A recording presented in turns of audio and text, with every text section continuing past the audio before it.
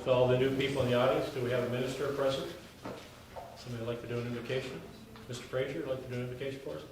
What's that? No? All right, with that in mind, we'll do a moment of silence, please.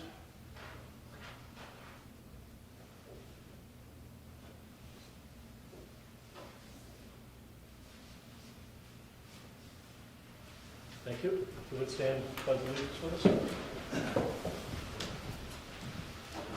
I pledge allegiance to the flag of the United States of America, and to the republic for which it stands, one nation, under God, indivisible, with liberty and justice for all. Thank you. Call the roll, please. Mr. Crouch. Here. Mrs. Jones. Here. Mr. Koval. Here. Mr. Logston. Here. Mr. McCrillis. Here. All right, this time I'd like to inform the public that we had an executive session on March 1st, considered some personnel matters, and we're going to have, I guess we're going to have a short one after tonight as well. And at this time, I don't believe that Missy is present. We're going to do a reappointment, I guess we called it that, but an appointment to a board authority. Missy Westgate has requested to be on our housing authority at a vacancy, and that's something we need to vote on as a council. So would somebody like to make a motion concerning this matter? I'll make a motion to appoint Missy Westgate. Housing authority? Okay. Second. All right, any discussion? We should bring some expertise to that. Call the roll, please. Mrs. Jones. Yes. Mr. Logston. Yes. Mr. Koval. Yes. Mr. McCrillis. Yes. Mr. Crouch. Yes. Okay, so we're going to do our meeting a little bit out of order tonight in the interest of all people being here in case some of them don't want to stay. I know that we don't legislate nor make decisions up here based on social media, but you have to have your head in the sand to not be aware that social media is out there, so at least stay aware of it. With that in mind, and a few letters that we've received at City Hall from different folks connected with the hospital, and then some private conversations I think that numerous people in council have had with different people. We have decided to make this one of our agenda items tonight, and with that in mind, we wanted to make it possible for people to do public comments on the parking kiosk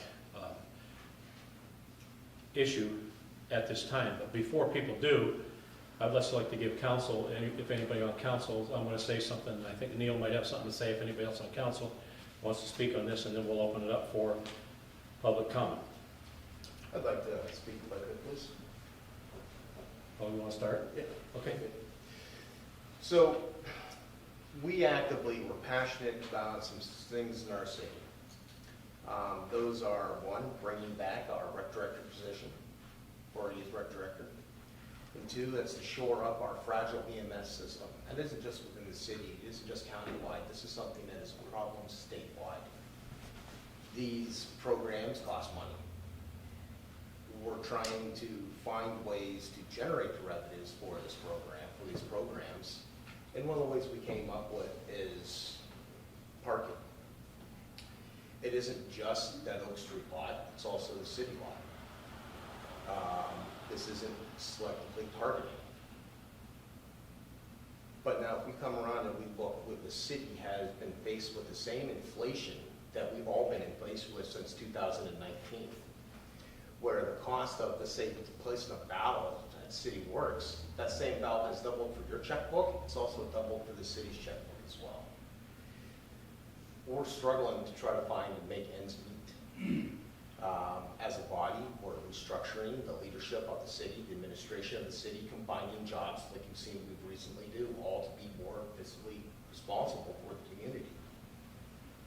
So at the same time, though, as we're seeing the increase of expenses, we're also seeing a decrease in tax revenues the city can collect, because we have 501(c)(3)s acquiring property within the town.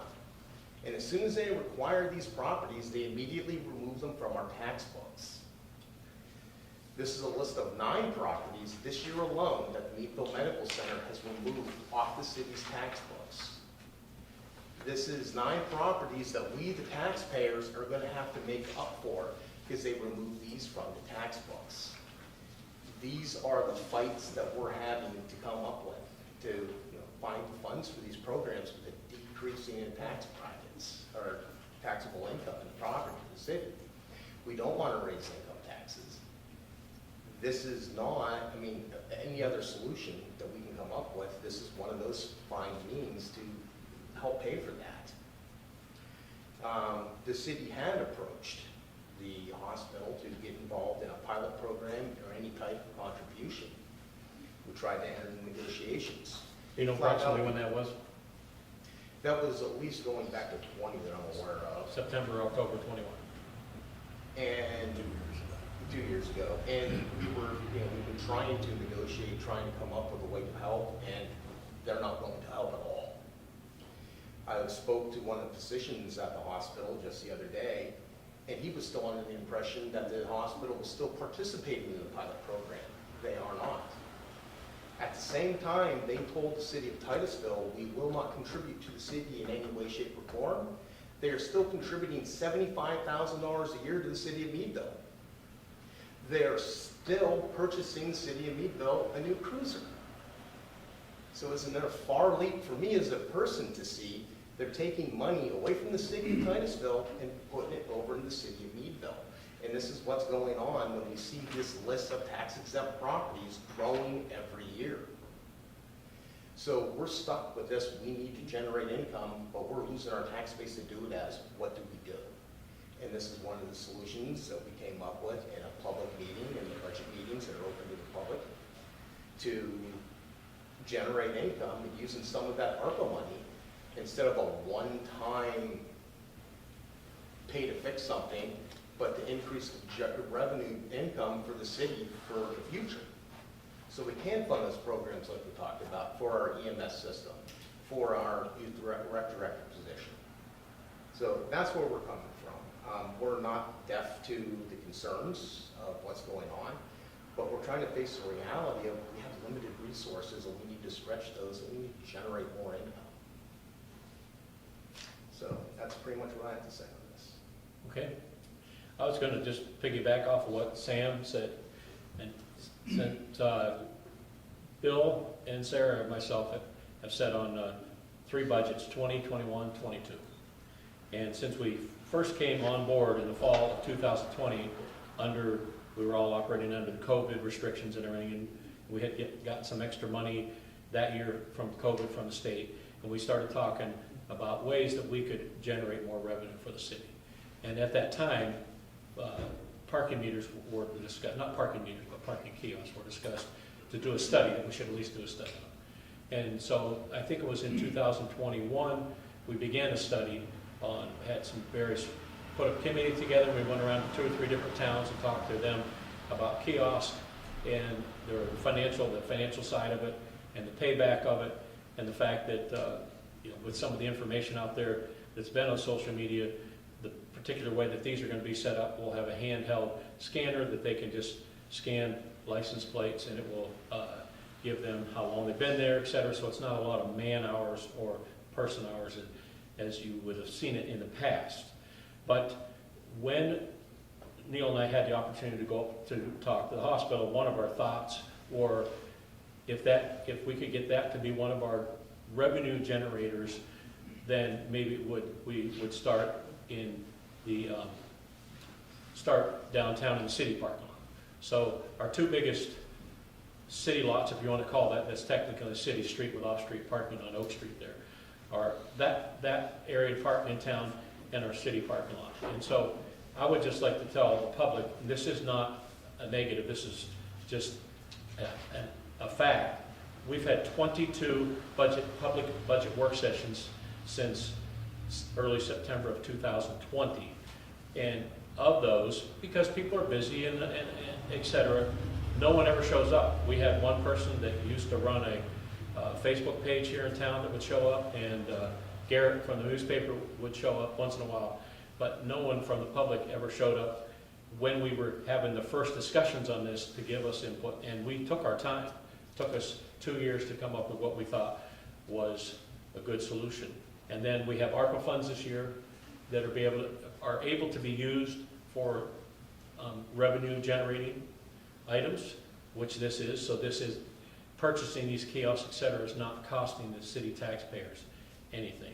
But it helps us with shortfalls so that we don't have to raise property taxes. And I don't know, is there something I missed? Neil, if there's something you want to add to that?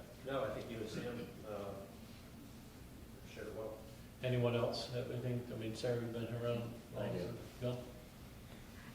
No? 2 years ago, when we entered into this, we sent a letter requesting information from the hospital. And I know we still have that letter on file. Is it here tonight? It is. I'd like to submit this letter. I wanted to do it 2 years ago. Because I hate being held hostage for anything. And this really got me as a citizen of this city. Now, Neil, if you can read that letter, I'd really appreciate it. Can we read that letter? I don't know, should we read the letter from the hospital, or just something people should file right to note? Or we could Well, make, to save the paperwork, it would be, how about we make it available, they come down for requests, so we don't have to do an RTK, we can speed things up. It is available, we can give you a copy of it if you come down to City Hall. Will we agree to that? No. yeah. I think that approach is fine. I want to make it available to the public. I recommend you come and read this because I wasn't involved in city council at this time, but like Bill said, this letter is borderline insulting. Because none of our goal, I'll speak for myself here, and I think I talk for most of council, our goal here for the last 3 years has been to do everything we can to facilitate relationships between all the entities in town that were fractured for a while. We have roundtable meetings every month, sometimes that are attended by 20 people or more. We have our state representative shows up, representatives from the hospital, school district, different entities, nonprofits in town. We have people from Meadville that come over from the visitor center and different businesses here in the community. So we have done a lot to really help foster good relationships. So this is in no way, from the way it's looked at or talked about on social media, this is in no way a reflection on our not trying to have the best relationship possible with all our entities in town, including the hospital, because we're working on a ambulance service right now. We're working with an entity and the city to offer better services in town here so that there's not as much delay. And all that traffic from the community, first place they go is every one of them goes to Titusville Hospital. So this is in no way on our part something to do with what we think negative about them, because I've had an opportunity as a family, as personal in the last couple of years to have to utilize the Titusville Hospital for some emergency situations, and they were nothing but outstanding. So I hope that we can get through this and get aside. Anybody else? I'm not really done yet. Okay, sorry. Uh-oh, Phil's not done. Since we're not going to read this letter here this evening, I would advise every one of you citizens in the city of Titusville to come read this letter. See if you're being held hostage. Please. I've been a resident in this town all my life. I've dealt with Titusville City Hospital. It's been a fantastic place. But once we ask for a little help, what do we get? We get this letter. It's total. This letter is total BS. Believe me. We did have that in the past. Can I interject that? In the past, we did have a program for quite a few years that a certain amount of money that they gave to the city if they were in the black. If they were in the red, it was a different amount. Correct. So that's all we were trying to approach it from that standpoint. So we can put those numbers out there. In the past, it was, with the hospital was profitable, they contributed to the city $18,000 annually. If the hospital was running negative, it was $2,700 annually. those were the numbers. And as well, when that agreement wasn't in effect, the hospital also was in, part of that agreement was that they would not remove any more of their properties from the tax rolls when that is in effect. So they're definitely putting out a one-sided story for everybody to hear. But I don't want this to hold anybody back from saying, we care about people's input and your opinions and your reasons, and we want to listen to them. And it's not a done deal yet. I'm saying we haven't actually purchased them yet. They are in the budget to purchase. And it was only probably as these conversations broke down that we began to not expedite, but move it a little bit further up on our list of things we wanted to accomplish. So with that in mind, I'm going to open it up to public comment. New rules with public comment. You don't have to state your name and address for your own person, just to protect yourself, but you have to tell us whether you're a resident or non-resident of the city, and if you're a non-resident of the city, just tell us your connection here, whether you have a business here or work here or whatever. So, and there's a 5-minute time limit per individual speaker. So, go ahead. And come to the podium if you would. Okay, yeah. Paperwork. This had been waning for a long time. Some of my documents go all the way back to 2009, and you know the monies that were being collected are not there, as I can see in these. And these are financial reports, which each and every one of you should be able to get off your unit system. Ms. Durstein was the one who every month produced these financial reports, so we actually knew how much money actually was coming in and out for these things. I don't know whether someone accidentally may have added together fines and fees that came from the state or the county. In other words, somebody has a vehicle violation and they're charged and stuff like that. A percentage of money comes back from the county to us. But there's no way this could ever. Now, back in 2008 or something like that, you may have had some approaching that, and maybe $30-some thousand. I don't have those figures with me. But at that time, we did have a what we would call a meter maid at the time, and somebody was there. And then they ended up retiring, and I don't think the police force had the staff to take and go up and down the street and check everything out. I just wanted to make sure that people realized that these meters were obsolete. We couldn't keep them running. They had parts that we had gone out and had some people trying to make pieces for them and everything else like that. So the decision was to take and nobody's parking here. We had a lot of input from the community. We did this. Actually, I was part of a traffic study and that the mayor had asked us to take a look into this type of a thing, whether should we replace them, go kiosk, or whatever like that. It came down to the fact that the local businesses did not want to take it at us. They felt the meters and stuff a lot of times were taxing their patrons. They didn't like that. I had another project that I was looking at that if we took down 3/4 of them, which we did, that possibly if we wanted to, just in the inner section, what was that, core of down here, like down, you know, you have the brick, and so if you've ever been through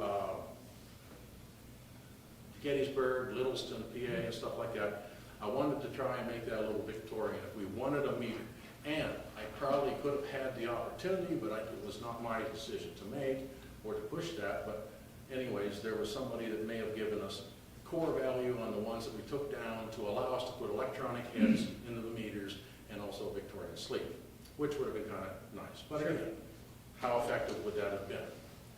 A lot of people, like I said, we got pretty much overruled on the thing. I just didn't agree with mass taking everything down, but we did. There is another thing that you should take and consider, and I'm sorry if I'm hitting over my 5 minutes. Oh no, I'm watching you. You're good. Okay. The reason the parking meters are not in the city parking lot anymore is that we found that we had, and I'm glad to see Mr. Thomas here, as he'll vouch for that, is that there was a traffic issues with the children at Main Street School. We had a lot of trouble where parking was going to be a problem for moms and dads to drop off their kid, the buses, the teachers to take and park. So what we figured here is, let's just take and open that thing up. There was only one bit of revenue that came after 2005 for parking meters and stuff like that, was $1,200 a year. Reason being, the Emergicare, they had their building down at the TIV building, asked and requested they'd have 12 dedicated parking spots for their clients. So they were charged $1,200 a year for that. Okay. I guess when you're talking about adding more parking meters or kiosks and stuff, I really, at the time, and I don't know who was in there, but when the hospital expanded, they cut out a little bit right there with the city's permission of Roberts Grove.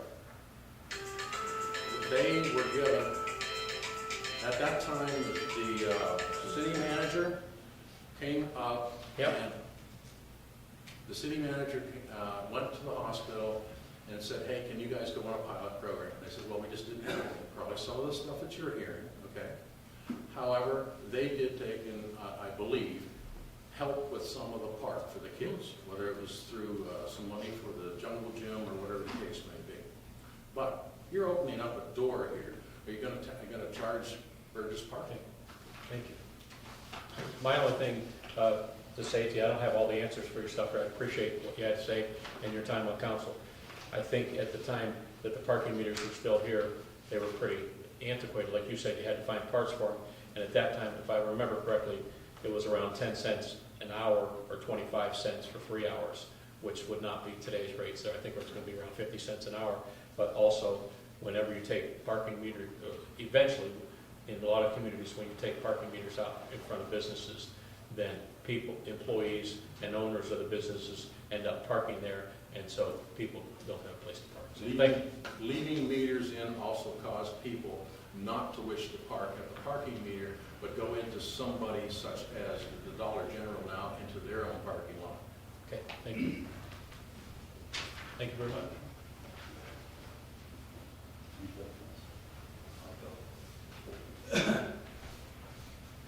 Good evening, Gary Thomas, resident of Titusville, former police chief. Parking meters were never intended to be a revenue generating thing, ever. What they were for were to move patrons on from the stores. They knew they put a quarter in, they had 2 hours. When we had somebody that would walk around, or we had personnel that was available to walk around and ticket cars, they didn't want that, $2, $2, and if they were late paying the $2, it was $5. So, by today's standards, that's nothing, but back then it was. I guess there would be, I think, just from a professional standpoint, and Neil's probably already looked at this, metering the parking lot up by the hospital would be a nightmare. So older folks and new technology just don't get along. They don't get along. They're not going to know to jam a card in there, and they're not going to know what space they have to do, or they're not going to know whether they should pay for 2 hours. And that's another thing. You have no idea when you go in the hospital how busy they are and how long you're going to be there. You don't. And so you're going to have older people coming out in foul weather, and you have to be careful, and they're going to worry about jamming their card back in that thing. It is what it is, and I understand, but if the city is worried about not making $40,000, we're in worse shape than anybody's saying. You forgo some equipment, you may have to forgo the rec director for a year or two. We haven't had one for quite a few years, and the rec programs are still running through volunteers. There's all kinds of things. Is there explanations about how you could raise revenue? Not offhand. Quite honestly, after I retired, I quit worrying about it. I pay my taxes when they're due, and I complain like everybody else. Good thing we brought this up to get you here. Yeah. But I just think that the council and politicians in general should listen to the people. You don't have to agree with them, but they'll appreciate what you do more if you listen to them than if you just blindly blunder into something, and so they can say, I told you so. So that's my whole input. I just hope that you think about this before you actually jump into it. As far as the parking lot by City Hall, years ago, we had a city manager who wanted us to go out and ticket all the parents who were picking their kids up. And I said no. Didn't make good feelings between the former city manager and myself. But I said I would rather have the kids come out the back of Main Street School and meet their parents in the parking lot than have them running across the street and everything else. So that's another thing. You're going to have to be a little, if in fact you do at some point put them in City Hall, you're going to have to leave a time between like 2:45 and 3:15 where it's exempt. Just pull in there, get your child and leave. Okay. Because that was a real issue. So, thank you very much. Thank you. Thank you very much. Next. Evening, everybody. I'm Andrew. I'm a resident of Titusville. Quick question for everybody up here. How many of you go to the city often? Pittsburgh, Philadelphia, Harrisburg? Often, not often. So, as you know, typically in the city area, they have parking meters all over the place. Kiosks, great way for them to get revenue. However, though, their residential areas, if they have any further out, and obviously when they have their kiosk area for their Main Street parking there, it's typically filled up and people can't find parking spaces there.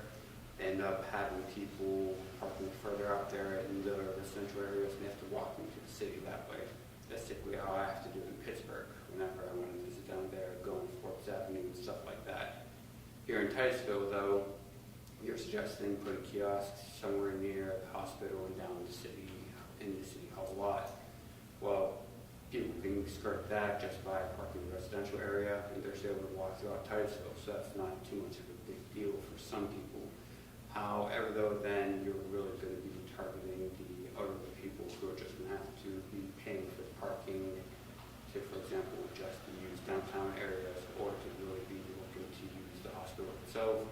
And it was mentioned earlier that you're asking your older people in Titusville to use technology that they're not really familiar with and they're not going to be able to have a hand in checking on their time.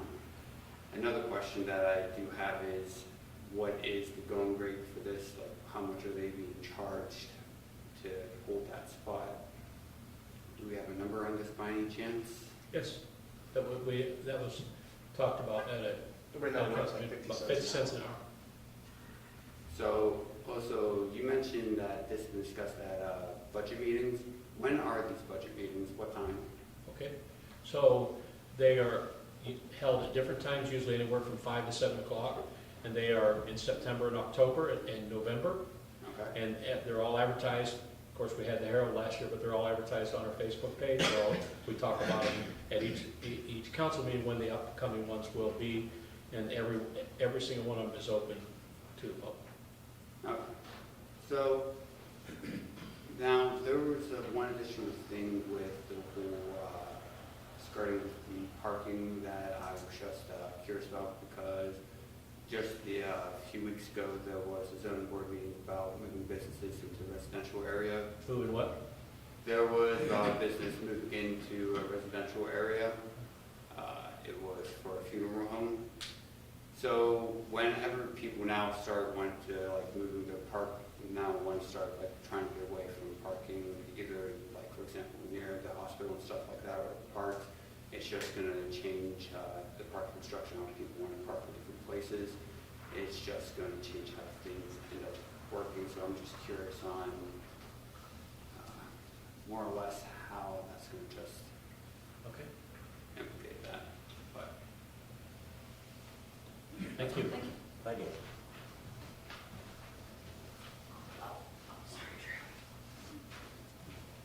Hey y'all, it's Stacy, president.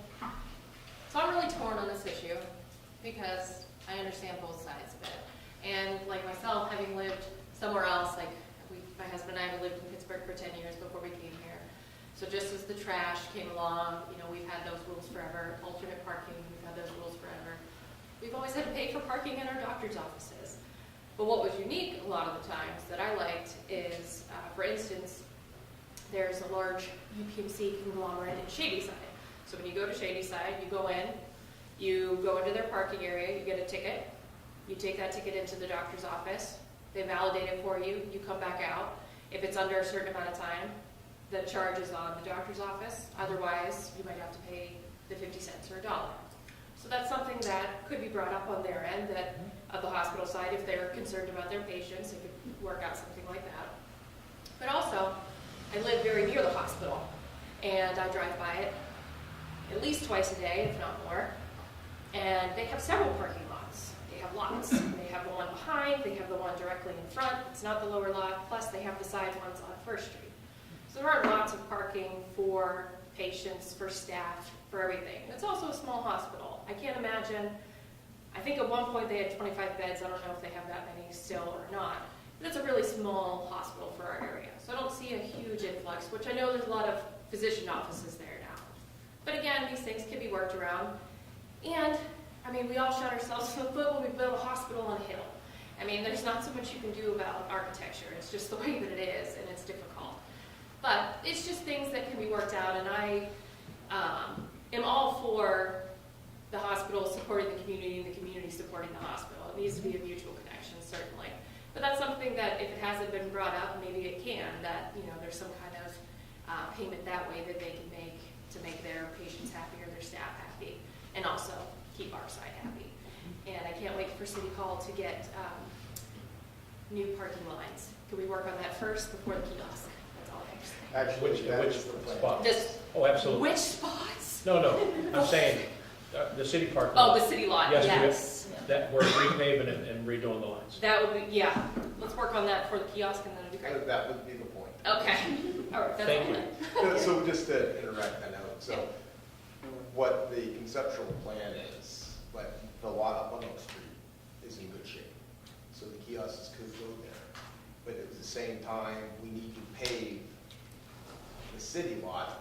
And we don't want to put the kiosks in just to take them down to pave it. Right, and then So we're waiting until we can get the city lot paved and then install the kiosks. And there's one thing I noticed too, now that you say that about the lower lot. So on the one side of the lower lot, there's like hospital signs that say like patient parking and stuff, but I've always been afraid to park there because I'm afraid of authority, but There, if the city owns it, is that who? There is an ordinance going back to 93, I believe. 1993. That says in the ordinance, zoned that for patient residential only, 9 to 5, Monday through Friday. Who? Exactly. City council, it's a city ordinance. Yeah. Well, I mean, like, does somebody monitor that from the hospital? That's a good question. Okay, that's just one. Thank you. It's just something that Stacy had said, because we're talking about 53 spots out there. Yeah. It's only the Oak Street parking. The rest of it is owned by the city, by the hospital. Oh, yeah. What they do on their end is what they do. Right. So and there is a lot of parking, and roughly we're talking, I would guess, around 25% of the total parking out there. Yeah, I think I was up over like 150 spots before I stopped Yes. counting that weren't including the. And that's where I was when I stopped. Yeah, I'm tired. Okay. But, Thank yeah, you, so that's Stacy. just my 2 cents. Very much.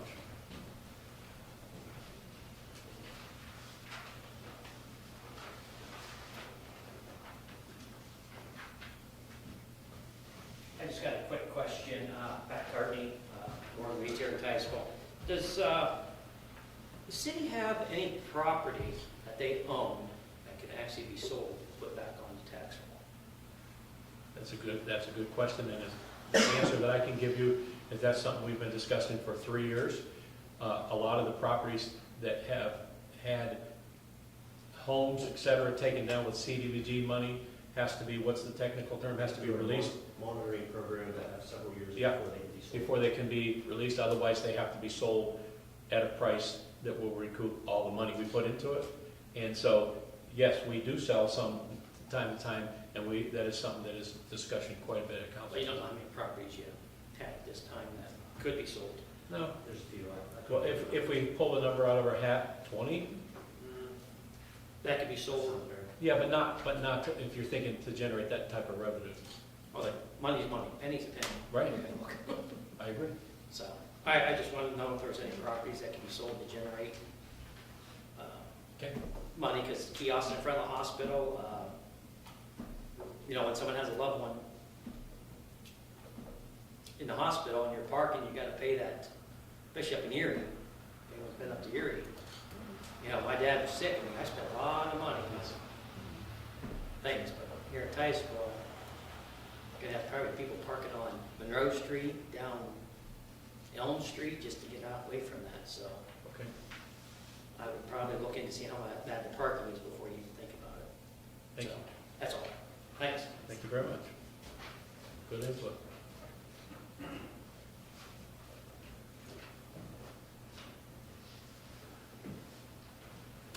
Hi, I'm Monica. I'm a resident. As you can see, I do work at the hospital, but I'm here for pretty much the patients, residents, and I'm going to touch on a few matters that Okay. that you guys said.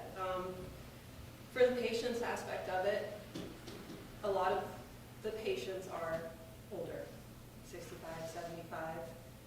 My husband's 40 years old, and he still can't even use a kiosk. So I don't know how you're expecting these, patients to use these kiosks. You're talking about 50 spots. That leaves 23 spots, give or take a little less, to patients that park in front of the hospital. Yes, we do have a lot of spots around, as you mentioned. However, we do employ 100 to 150 people working a day. Those are all your other spots that are around for parking. So you're really only giving these patients 23 spots, because honestly, if they have to use a kiosk, they're going to be going down the residential streets and parking in front of everybody's houses, which is going to stir up the residents because they're blocking driveways. Also, sorry, I'm not a speaker, so it's going to take me a You second. don't mind? Oh, shoot. No, I totally lost my train of thought. Yeah, sorry. Also, I wanted to touch on the fact that winter in your spots. I've worked there for 20 years. I have not seen a single city truck plowing those 50 spots. Our boys are out there at 6 a.m. getting everything ready, all the spots cleared for patient parking, so we don't have any accidents, people falling, and more serious injuries. I hope you're ready to be out there for patients, for them arriving at 7 a.m. and having everything cleared, salted, and anti-skid and no slip. I don't think we want that liability of patients falling on your lots going to the hospital.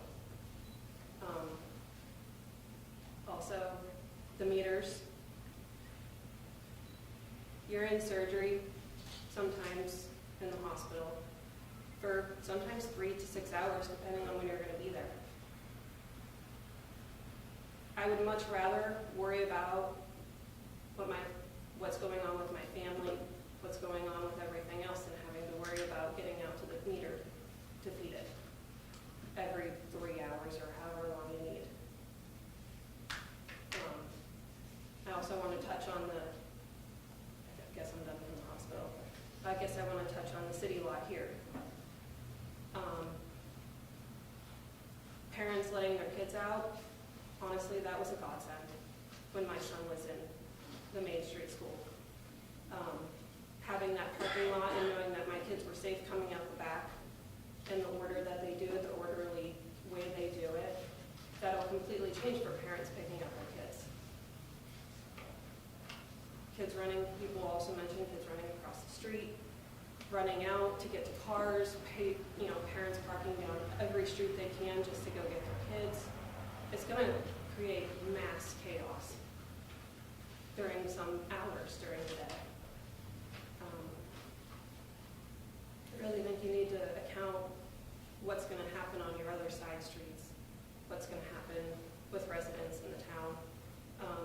What about charging for the spots that people are using out front here everywhere? Might be an idea to use those. You know, businesses probably, like you said, employees are parking out front and stuff. Well, charge them out front. I don't think it's right to charge patients to come use the facilities that they need to. I understand why you're doing it. I get it. I do. I know you guys need revenue. I understand that, but I don't think it's right for you're asking for these older people to come in and have to pay for a parking spot because they're sick. Okay. Sorry. I hope I. You did an excellent job. All right. Thank you. Thank you.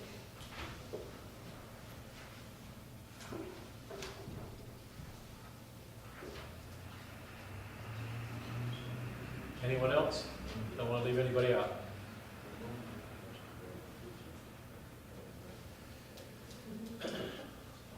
Okay, so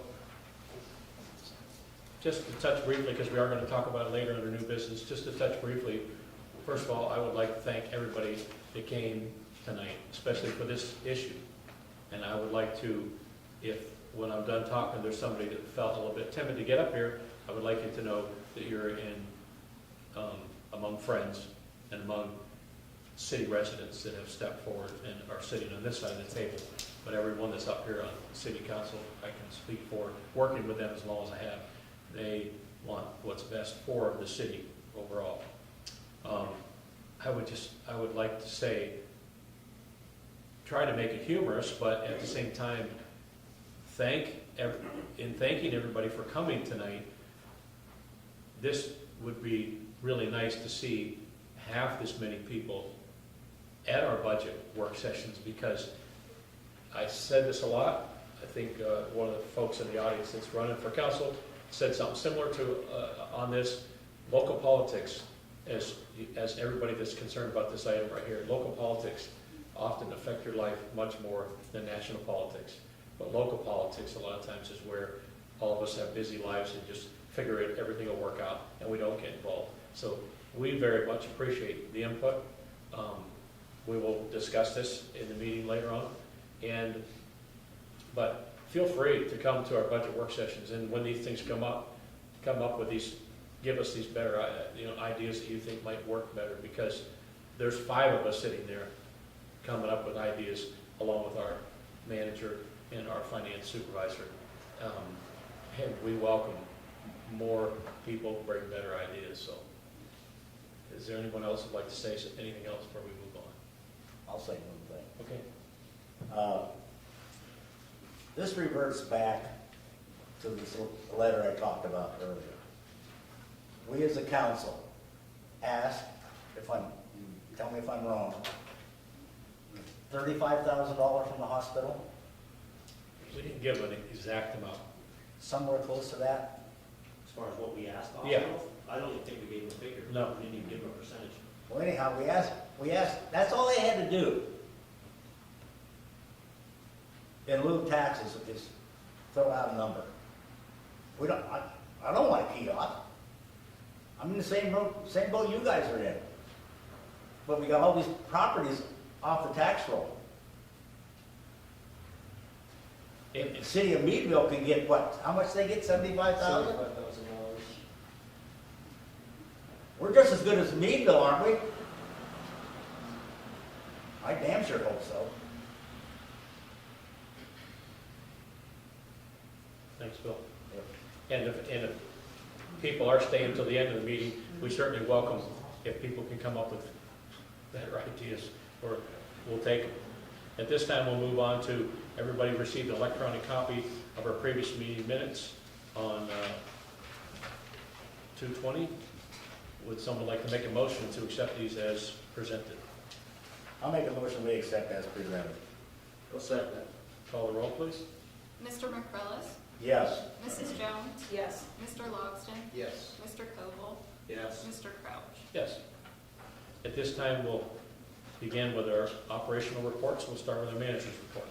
Yes, good evening, council. Just a few items this week on the manager's report, some just very brief. First being a tour of city departments. I've had the opportunity the last 2 weeks to meet with some homeschool group children that have toured our departments here in the city. 2 weeks ago, they toured our water department and our wastewater plant. There was about 15 to 20 kids. They had a wonderful time learning about the operations down at our water department and our sewer plant. Last Friday, they came and had the opportunity to visit City Hall and also visit our police and fire department. In fact, one of the kids actually had a police outfit on, so I think he was really excited to see the police cars in the police department. So it was great to be able to show the young kids how the city operates and how we function. Next, just wanted to brief council on our senior center apartment. As council is aware, we had done a renovation of that apartment. We've had a lot of calls and inquiries about that apartment. We're actually going through the steps this week to get somebody in there. So I'm hoping next week somebody will be moving in. Last week we had a meeting with our engineer, Pashik, MTR at Pittsburgh, who's going to be doing a lot of the projects down at the Empire Complex. Had an opportunity to sit down with them, also with the Titusville Rockets baseball coach and assistant coach, Roy Schweitzer and Rod Sampson, on some dugouts that are going to be built as part of some of the projects this year. We're very excited for these projects, not only in the dugouts that are going to be done, but the pickleball courts, the dog park, playground set as well, and many other projects as well. So Pashik providing the city and Roy Uriah kind of a rough draft of what these dugouts are going to look like, trying to craft them to what they want because they're the ones using them. So I'm glad they're included in those conversations. We Conserve PA regrets to inform you we cannot fund your 2022 regional career workshop. The number of applications we received far outmatched the amount of funding they had available. Again, I reached out to Ron Steffi. He didn't think it was going to be a problem as we figure out a way to make it work. Funding was going to be used for getting folks together to be able to talk about the trail and how to get the trail obviously developed between Erie and Pittsburgh and specifically in the Titusville area. So we'll continue to move on with that project as the meeting next week actually with Ron Steffi and some folks from the OC&T Historical Society as well. So also a reminder to council this week the Planning Commission is going to be meeting to discuss short-term rental review. That's something we've discussed for it seems quite some time now as far as Airbnbs. That is this Thursday at 6 p.m. That's on the 9th. So hopefully we'll be able to review that here in a short future here to move that forward. And lastly, each year the city works with Take Pride and we set a April Spring Cleanup Day. That's obviously coming up here next month, hard to believe. So I'll be letting council know and folks know and the public if they'd like to volunteer. We've done that the last few years. Anything from sweeping the sidewalks around Shady Park to edging the sidewalks to just kind of cleaning up the city, getting it ready for spring and some of the wonderful events that we have going on here in the city. So with that, council, that concludes my manager's report for the week. Thank you. Okay, before we make a motion on this, I would just like to say to this wonderful crowd we have here tonight that the planning meeting is open to the public. Correct. And it is when? Thursday? It's Thursday at 6 at City Hall. So this is a perfect example that lots of heads, lots of minds, lots of people thinking can come up with a better plan. But what we're trying to do is we have to have ordinances, and we have to work with the county, correct, Neil? Correct. To come up with Airbnb requirements and probably ordinances, and also VRBO. We were told last week, Neil didn't get a chance to go, but I was at a roundtable last Wednesday. We were told by our Visitors Bureau in Meadville that on any given day in Crawford County, we are 200 beds short of requests that people would have to stay in Crawford County. So they end up going to Venango County, they end up going to Erie County, and as a lot of people know, we have a lot of events coming up this year. We have a bike event that's going to be twofold this year, that last year had 160 riders, and this year has upwards of 500. And so the planning meeting is to talk about how people that own homes that want to turn them into VRBO or short-term rentals can do that, which will be good for the owners of those, but also good for the city because it'll give people places to stay here so they can work, play here, eat here. So, any other questions for Neil before we vote on this? Do I hear a motion to accept this manager's report? I'll make a motion to accept the manager's report. I'll second that. Call the roll, please. Mr. Koval, Yes. Mr. McCrillis, Yes. Mrs. Jones, Yes. Mr. Logston, Yes. Mr. Crouch. Yes. And all of us have received electronically the Benson Memorial Library minutes. Would somebody like to make a motion to accept these as presented? Make a motion to accept the minutes. Barry, second. Second. Call the roll, please. Mr. Logston? Yes. Mrs. Jones? Yes. Mr. McCrillis? Yes. Mr. Koval? Yes. Mr. Crouch? Yes. This time we'll do council committee updates. I know we have an airport advisory board meeting next Wednesday, and one of the things they requested, or they asked about in preparing for this meeting last month, they brought up that they thought that one of the things that could turn some revenue for the airport would be to rent out some office space out there. So that's one of the things we're looking at, and also some future storage places out there. So I just want everybody to know they're going to be discussing it and bringing some more ideas to council. Any other council committee updates? All right, at this time, we'll open up to public participation, our normal public participation at this point in the meeting. This is pertaining to agenda items. Again, state your full name and whether you're resident or non-resident. 5-minute time limit. Our old business tonight will be the second reading of Council Bill number 3, which concerns police pension plan amendment.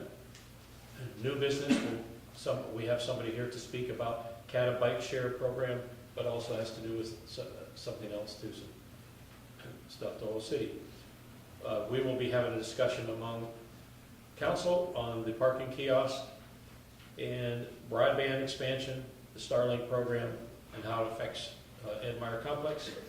We'll talk about church-run flood mitigation plan contract on Stephen McGraw, and we're going to be having a discussion on dog ordinance and setting up a committee to look at our current ordinances.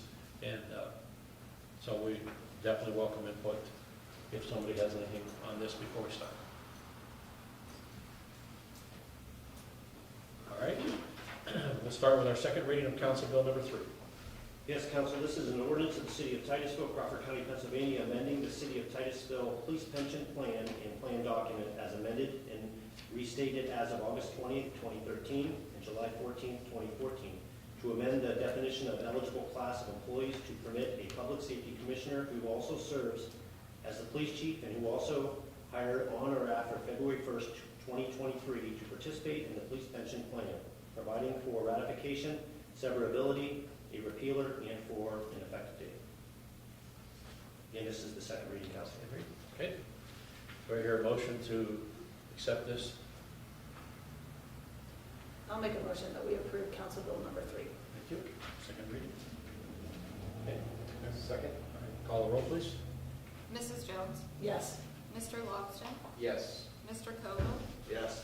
Mr. McCrillis? Yes. Mr. Crouch? Yes. New business tonight. We'll start with the CATA bike share program. Neil, did you want to introduce the speaker? Yes, Kristen Hauser is here, or Kat. Kristen, welcome. Hi, everyone. I am Kristen Hauser. I am with the Crawford Area Transportation Authority and the Northwest Pennsylvania Mobility Alliance. 2 years ago, we started a bike share program in the city of Meadville. If you're unfamiliar, bike share provides a bicyclist for public use.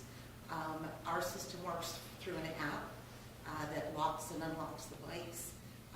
Bikes are available at a very reasonable rate. I believe it's $2 an hour, but I think they actually charge by the minute, so that's cool. And we've had really good success with this program. We started out with 15 bikes.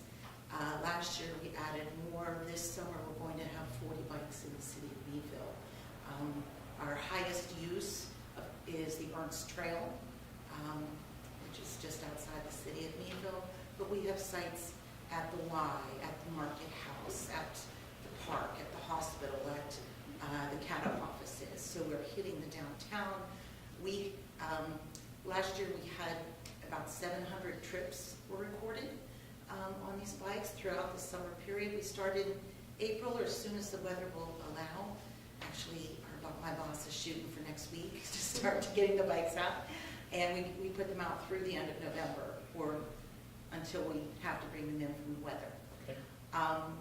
What we'd like to do, and we're trying to do, is to raise money to implement bike share in the city of Titusville. We are doing this through our nonprofit arm, which is the Northwest PA Mobility Alliance. It allows us to apply for grants from foundations and raise funds through donations. What we would do is we would target locations in the city, Jersey Bridge, Shivey Park, the park by Central Towers along the Queen City Trail. So we're hitting those places where people would like to ride, can ride safely on the bike trail, but they're also for additional source of mobility for folks who do not have other types of transportation. So we try to put the bike sites close to or right with our transit bus stops. So someone could ride the bus into downtown and then use a bicycle to get around town to take care of their business and then to catch the bus back home. So I come here tonight, we're about to apply for an Act 13 grant through the Crawford County Planning Commission, the Crawford County Commissioners, for money to purchase bicycles for the city of Titusville to use here in the city. And we would like to have the blessing of the council in the form of a support letter to include with our application for this grant. Okay. Questions? I have a couple questions. Sure. So, because it runs on an app, my assumption would be then that when you take a bike and you start, you have to bring it back to a designated spot Yes. to lock it, and so they're not just left. Correct. And to be They're picked not up like going some of to the be scooter dropped in the programs. middle of the sidewalk. Exactly. You can only lock and unlock the bike at one of our designated sites, which are designated with a geofence.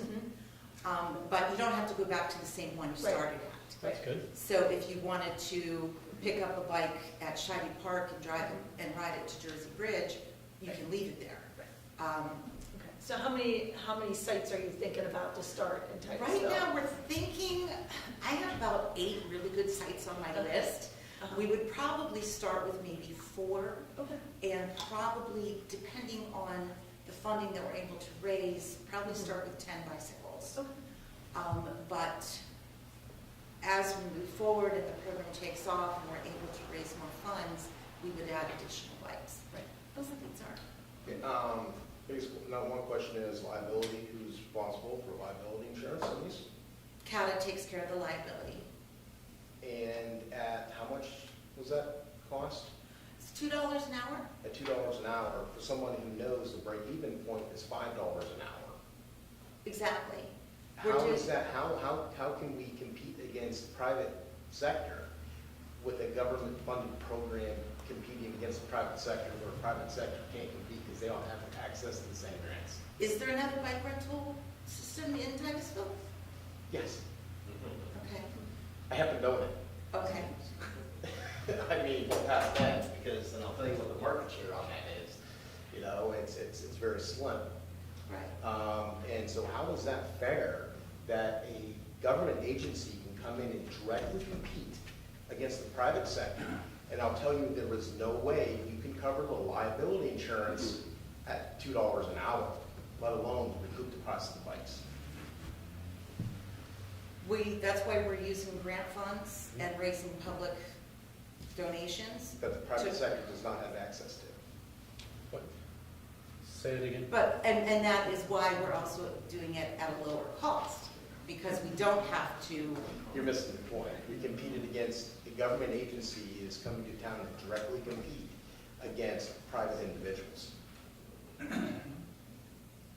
It's coming to town, I mean, this is something I will never vote on, I will always abstain from it. But is that fair for a government agency to come in and compete against the private sector? If there's competition here in Titusville, there's private sector. We do not want to compete with private sector. It's not our business to put people out of business.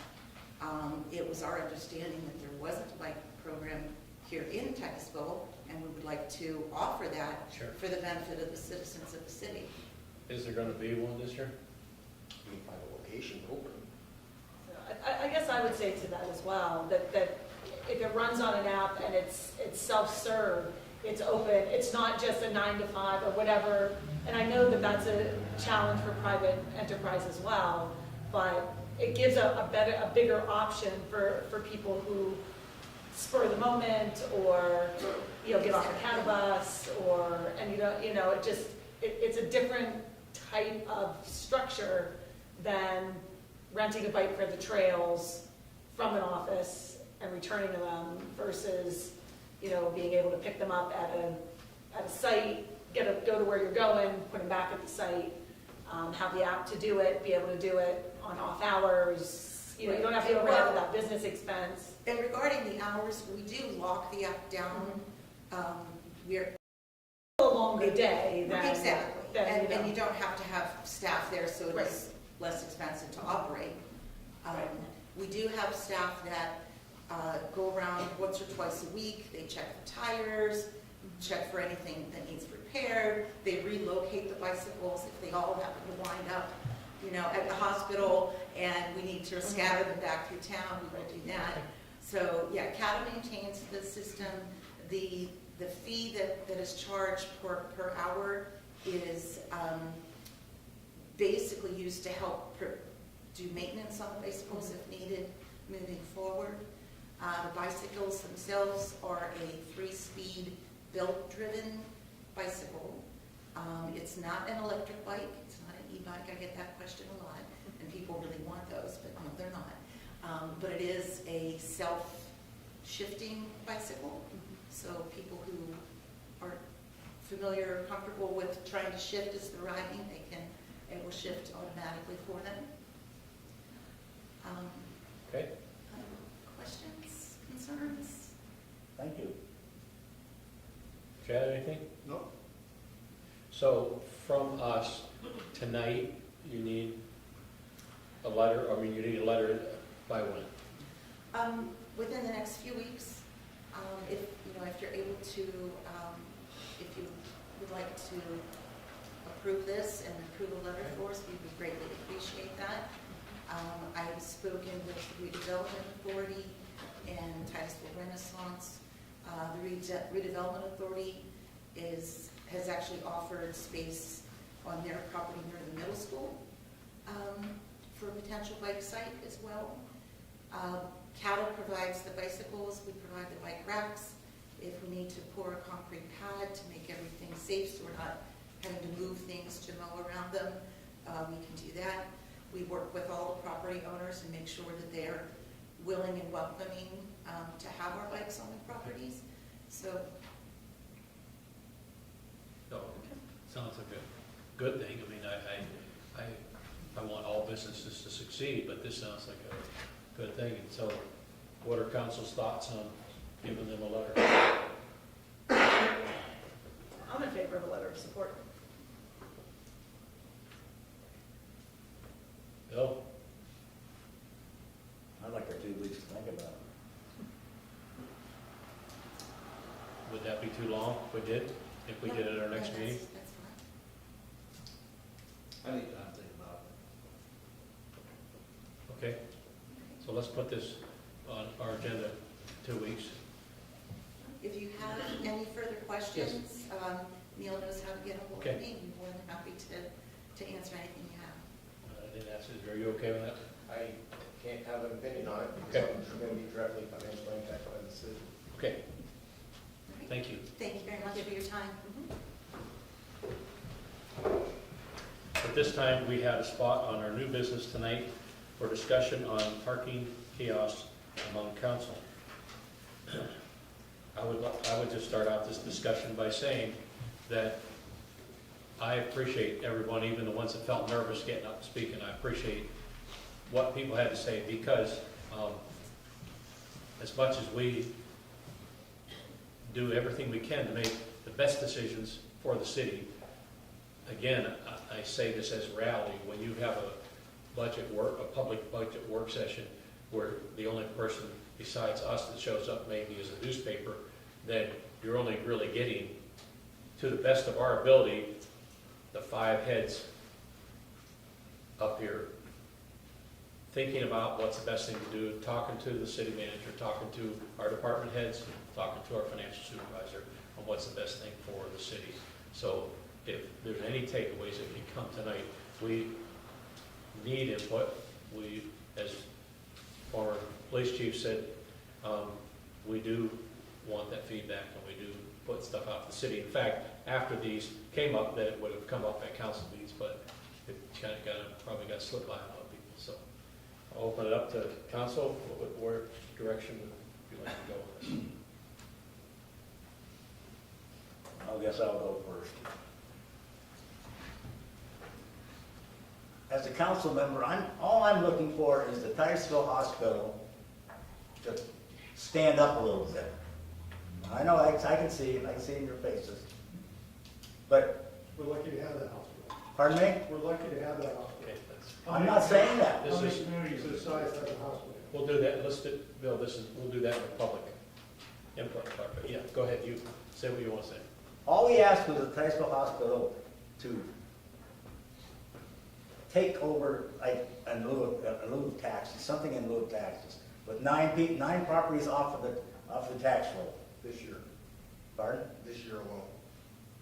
All we did, we just asked. We didn't demand anything. We just asked. Please. And the letter that I wanted read tonight kind of explains that. We're at the response we got.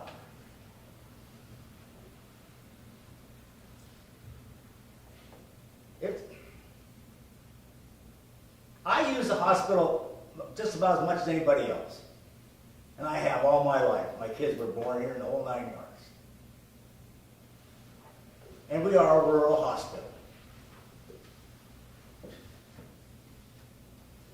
We're not out to hold the hospital hostage for anything. We're just asking them, in good faith, to do this. And what we got back, you weren't able to see. Now you are. If you go to City Hall and look at the paperwork. Now you'll see how mad I am.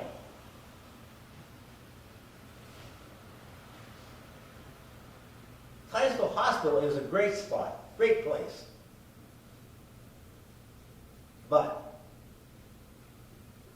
we help them just as much as they help us.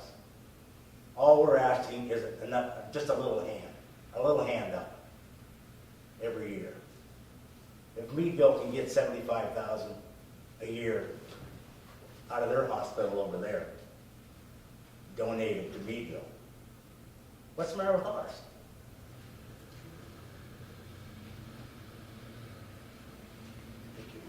Thank you. Go ahead. I just want to reiterate the fact that parking and the hospital are two separate issues. So one of our city lots is near the hospital, but this is looking at putting kiosks in the 2 city parking lots. And so those are really two separate issues. We were looking to say, let's do it because it's there. That happens to be where the 2 city lots are. And that's where we look to start with the parking kiosks. And potentially expanding that to downtown parking eventually as well. Other communities do it. I know we talk about the older people, and to say that they can't use kiosks, I'm going to use my parents as an example. My parents figure it all out, right? They have grandchildren, they have figured out all the social media, they go places, they have figured out how to do it. They have figured out tolling, with all the easy passes, they have figured out all of those things because society has changed. And we need to do that. So to just say, people are getting older, they can't do it, that's not a reason not to move with the times. It just isn't. Might there be a better idea to raise revenue? Yeah, absolutely. And we're open to suggestions and ideas.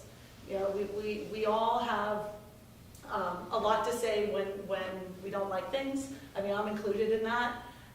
But sometimes thinking of an alternative to, I don't really care for this plan, but I don't really have something to suggest that's gonna help. We would love suggestions of how to raise revenue in a community that the tax base is getting lesser and lesser and lesser. We would love it. I would love to say that we're encouraging all kinds of people to move in and businesses, it isn't happening at a rate that we need it to happen at. So we have to look. You know, I know we can say, is $20,000 or $40,000 enough? But, you know, then Mr. Carney says a penny's a penny, right? We have to go after every $20,000 or $40,000, or the gap in our budget gets bigger and bigger and bigger every year. It just does. And so, and kiosks, unlike meters, you know, nobody's running out to feed a kiosk. You start your parking, and when you come out, you end your parking. And so that's the beauty of new technology, is you're not running out to put a coin in the meter because, oh, I've been here more than 2 hours, or whatever the time is. And so, you know, and the idea of validated parking is a good one. Something I will say I hadn't thought of, that potentially that's a way to alleviate if you're going in for a short period of time, you know, or permanent parking, or those kinds of things that can be worked out once you start looking at you know, that revenue stream. So, you know, I think we have to look at the whole picture, you know, and nobody likes to pay more. But if we're not willing to do anything to make any change here in this community, we're going to be a dying community. We really are. And that's a shame too. You know, we try, I work in the school district, we try to encourage our kids to stay here when they graduate. If there's nothing for them to stay for, they're not staying. And then we will only be an older community because there won't be anybody else left. So we have to think about all of those things as we make these decisions. And certainly, again, we welcome input, but you know, we have to keep moving forward and figuring out how we're going to continue to provide all the services we do for this community. And you know, we are used to a lot of services here that we don't even think about, and we want to be able to continue to provide that for our community. So that's a lot of how we make our decisions for the benefit of everybody, or at least we try to. And so we appreciate everybody who sends letters and calls and comes to our meetings, and continue to do that, please.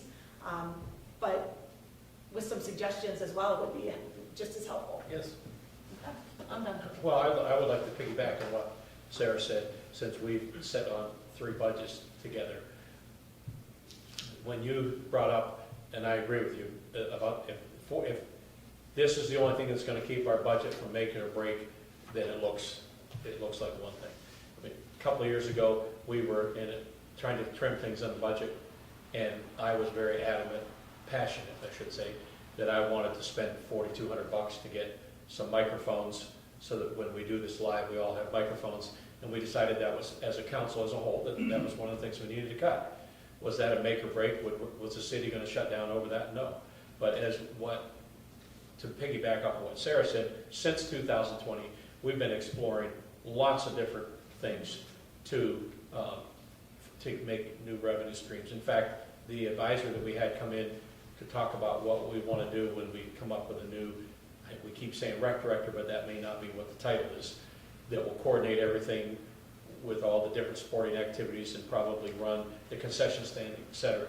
He showed us ways that if you run the program correctly, in a lot of communities our size, it's cost neutral because of the benefits they can get from running concession stands, et cetera. So, as Sarah said, we don't want to major tonight on the fact that where this happens to be. Yes, there are people here that feel they shouldn't be there because it's by the hospital, but it is one of our city lots that we're trying to figure out a way to make this. If people have better ideas, we need that as well. How about you, Chad, anything? Nope, I'm good. Everything that I wanted to say has been said. Okay. Anything from the school, from our junior council? Okay. All right. We'll move on to broadband expansion. Darling? Yes, Council, you should have received in your packets about information about the Starlink pilot program. There was some information, Crawford County broadband expansion. So Crawford County Planning Office would like to use some funds from the American Rescue Plan allocation in conducting this pilot program, offering basically high-speed internet to the Edmar complex. This project would consist of During the one-year pilot project, the county will pay 50% of the monthly service fee. The participant agrees to pay the other 50% of the monthly service fee for the project period of 1 year, and then commit to providing information to the county planning office of the service quality, reliability of this technology. Then the city obviously would be responsible after that fact. This would be the unit that would be installed is $599 with a monthly internet service fee of $110. So the first year, the city would be responsible for $55. The county And the would take planning care of the rest. commission is paying for the installation. Who? The planning commission grants are paying for the initial installation. Yes, correct.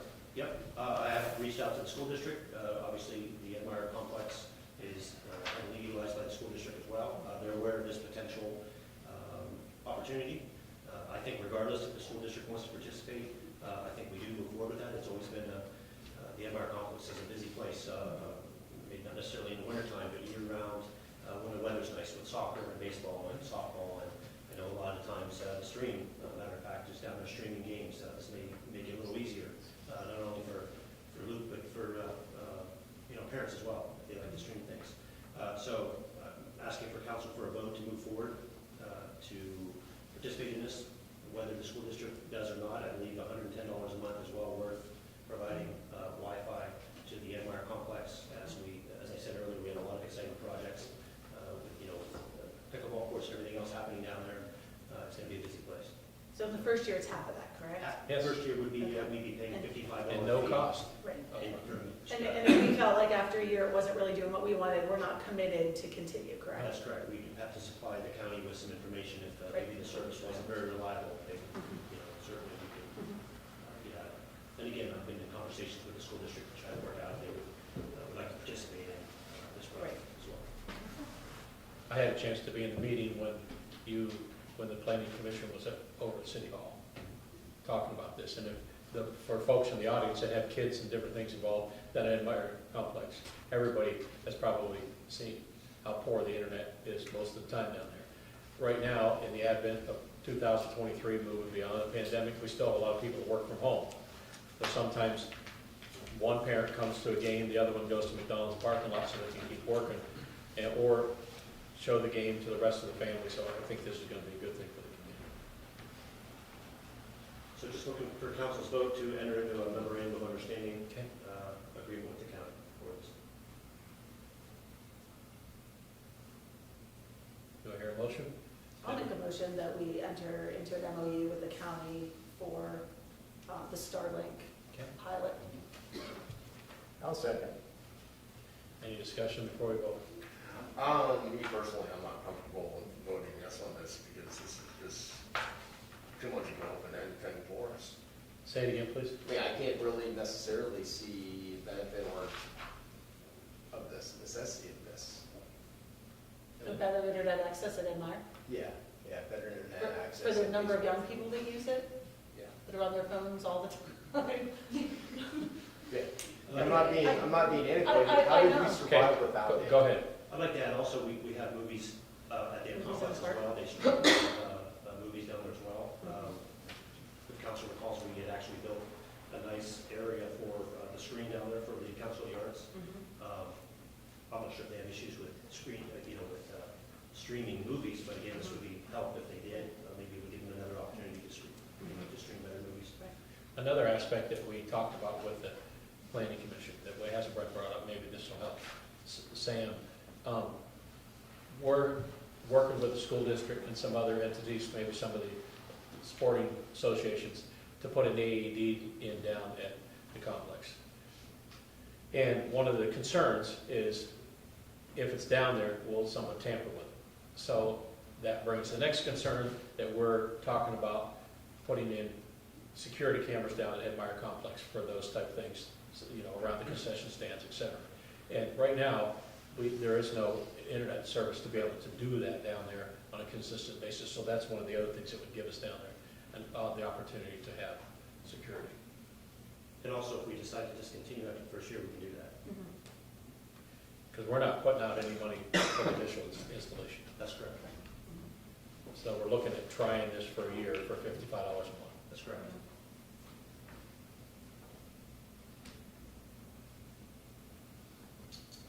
Okay. All right, so we second? Call the roll, please. Mr. McCrillis? Yes. Mrs. Jones? Yes. Mr. Logston? Yes. Mr. Koval? Yes. Mr. Crouch? Yes. At this time, we'll discuss church-run flood mitigation plan contract with Stifler McGraw. Yes, council should have received an agreement between the city and Stifler McGraw, the engineer, to study and report professional services for the church run mitigation. This is something that we just received in the past few days. I'm sure the council had seen it. We had an opportunity to review it, made some changes, and needed some CDBG language in that agreement. That has since been done. On the city standpoint, we're happy with that. It actually dropped $44 in cost as well, the council noticed. Again, I'd like to get council's approval for this agreement as we can move forward with that mitigation study as the first part of coming up with a solution, long-term solution for church run. This was the contract, I mean, this was the, we already voted on, this is just the contract following. Yes, correct. Do I hear a motion to move forward on this contract? I'll make a motion to move forward on contracts for the drug. Second. If there's no discussion, call the roll. Mr. Koval? Yes. Mr. McCrillis? Yes. Mrs. Jones? Yes. Mr. Logston? Yes. Mr. Crouch? Yes. This time, it doesn't need to be a long discussion, but discussion on dog ordinance. It's been brought to the city's attention, to our police department's attention, to us on council's attention, and I've received quite a few phone calls and concerns over violent attacks, people going to the hospital, dogs dying, dogs getting killed, people getting terrorized by dogs in the community. This, I'm going to keep this general.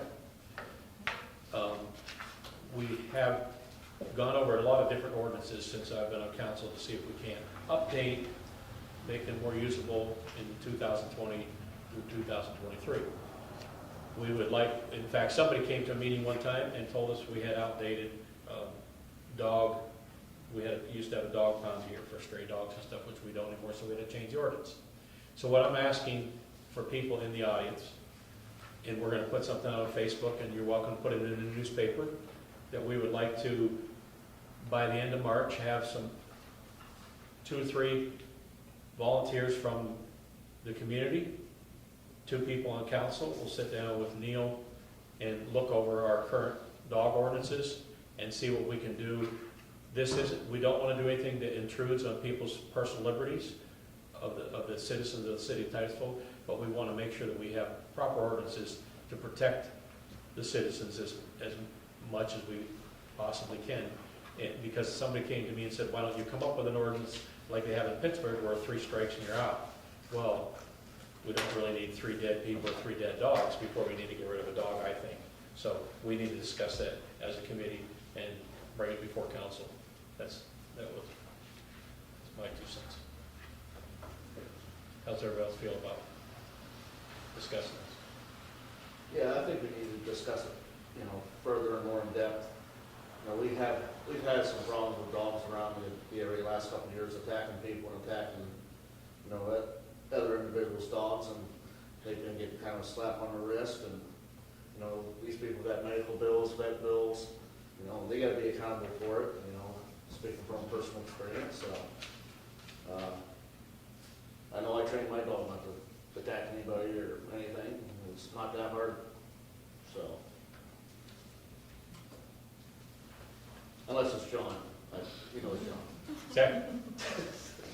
Anybody else have an issue with this, or everybody okay with Neil putting something on Facebook?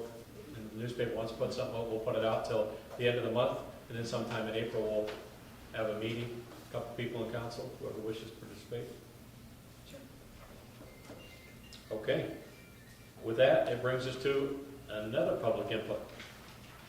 Now that you've had an opportunity, for some of you that haven't been here in a while, or your first time here, to hear the full council meeting, we have public input.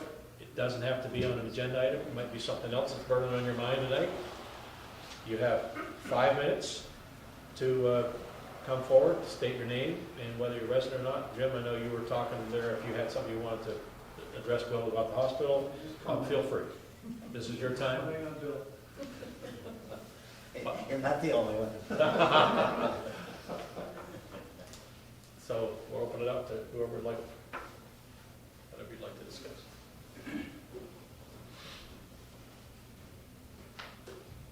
I didn't really intend on speaking tonight. My name is Gail Kreiner. I'm a resident here of Titusville the last almost 30 years. And I, in fact, was attacked by a dog 2 weeks ago Saturday. The dog broke out of the home to come and run 30 or 100 yards to come and attack my two dogs. And it was probably the most vicious thing I've ever been a part of. Terrifying. The dog was clamped on my dog's neck before this gentleman ran out and said, sorry, he's never done this, sweet dog, all of that. And it took him about 15 seconds to remove his dog's jaws from my dog's neck. And the vet clinic said it was probably the most violent, worst bite they'd seen in several years, and this is a very busy vet clinic. He's still recovering after 2 weeks. And I know 2 days later from the same house, there was also a dog, different dog from the same home, that broke a chain to go and attack this gentleman who was hurt, and the dog seriously injured. And I have to say that I feel a little unfulfilled as a resident as to how much reaction there has been to remedy this situation, and frustrated with what a dog warden's job is and what kind of clout the police have to react to the situation. And at this point, the dogs are still there. I always have avoided that area because it's known for attacking people and dogs. Not even a year previous to now, a dog was killed by another dog from that same residence. So I guess my biggest fear is it a child that it's going to take? I was so adamant about going to the police. They came, took a report, because I didn't want it to happen to somebody else. Yes. And yet it did 2 days later. And I would like to be part of whatever community support there has to be, because I truly feel that we are not safe with certain dogs, certain things that have happened, and we need to have some kind of reaction that we can take and not still have 2 weeks later. And in fact, this whole neighborhood's been terrorized by dogs that have lived at this residence. And the dog that attacked us, and I have to say I was very careful about not being near that property, and how that dog knew we were there, I have no idea, but obviously I've decided that. But that dog was in fact not secured even in that 2 week period of time.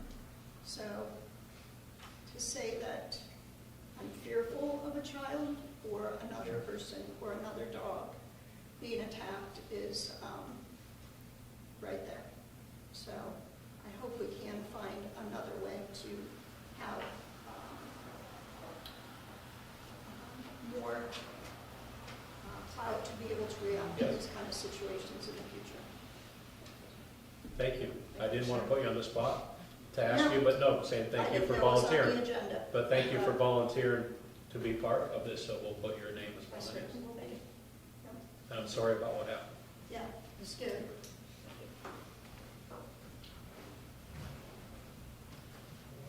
Anyone else?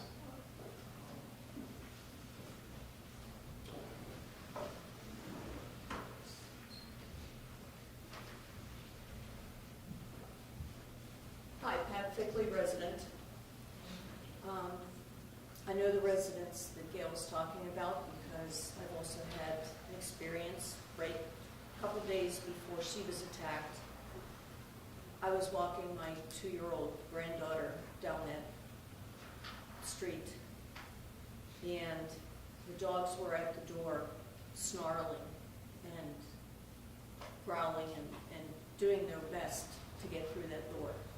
Had I known then that 2 days later those dogs would be able to break through that door and attack, I would have been petrified for my 2-year-old granddaughter.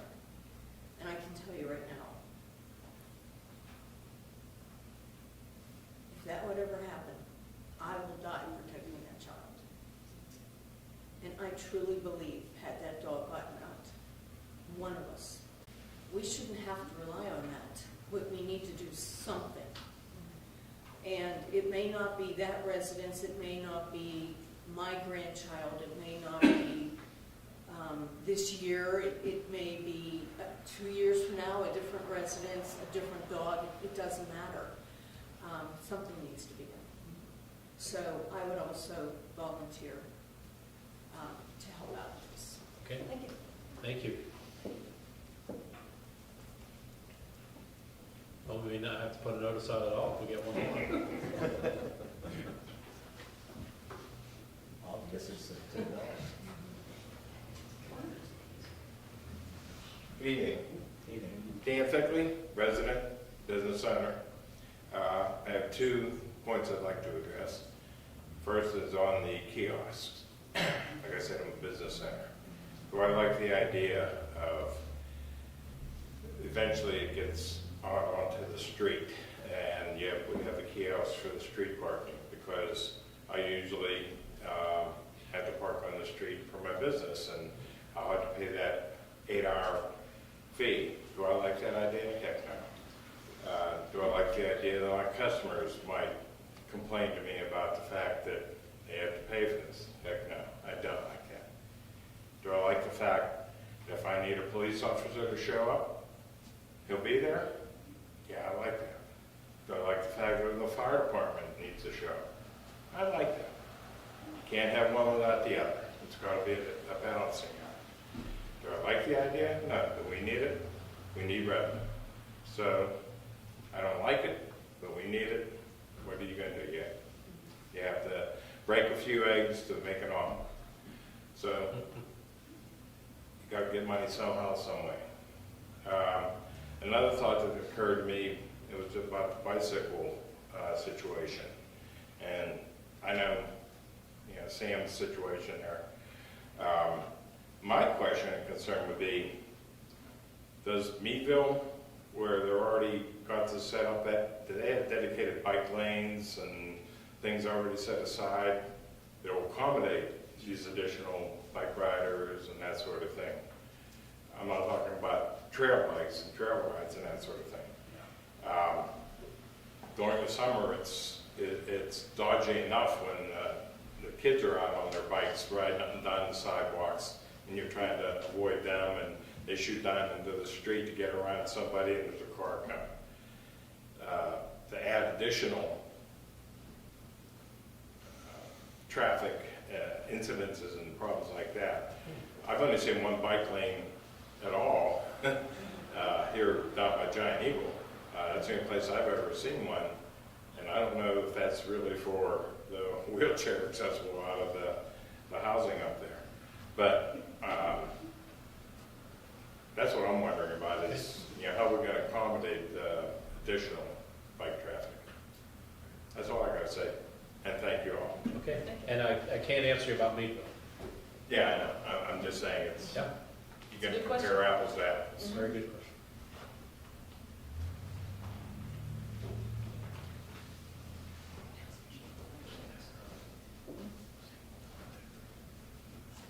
I'd just like to talk about the dogs for a second.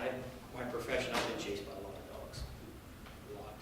A lot. What do you do?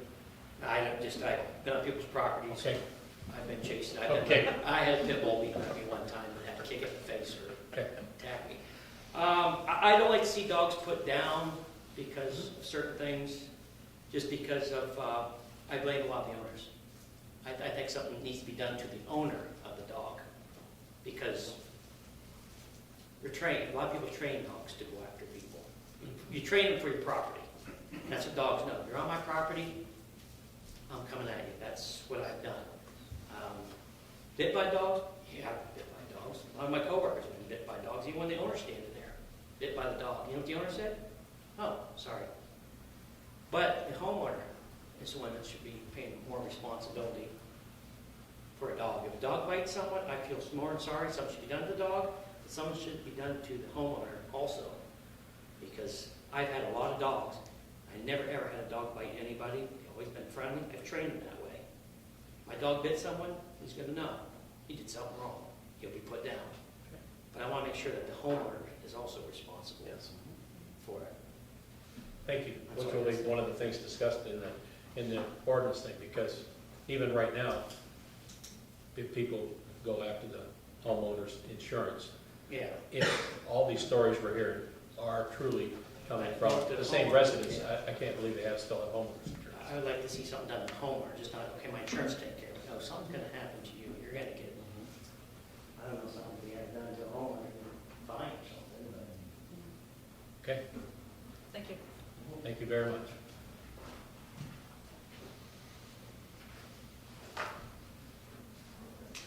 Still have a few people that haven't spoken. You're welcome to.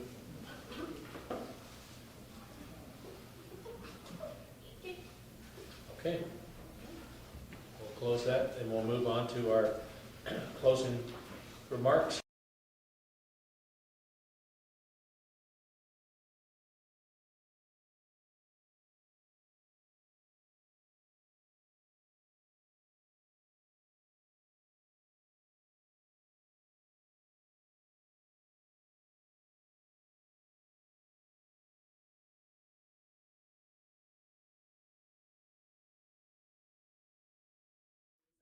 It's important to change with the times because some things happen more than others.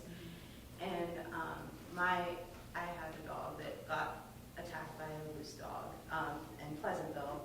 It wasn't in town, but it was in Pleasantville. And luckily, he didn't get injured, but he is an older dog, and he was like about 10 years old at the time. And it was a younger dog that got him. But so I feel like those things are important. Thank you. Chad?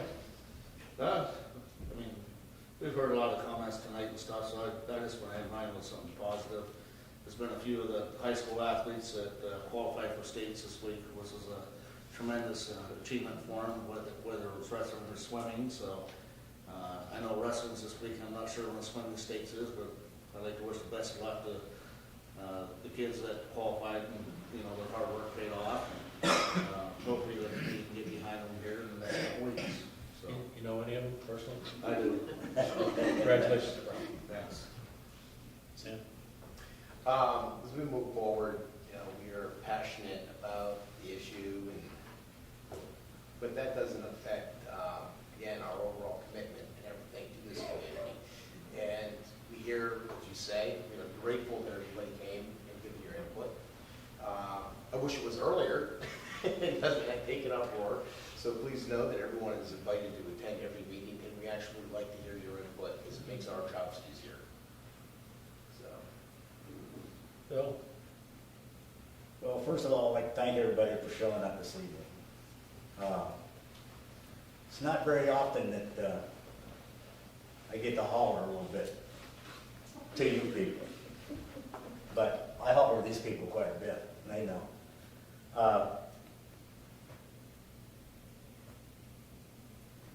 Never mind. I'm not going to say no more. I'm done. Deputy?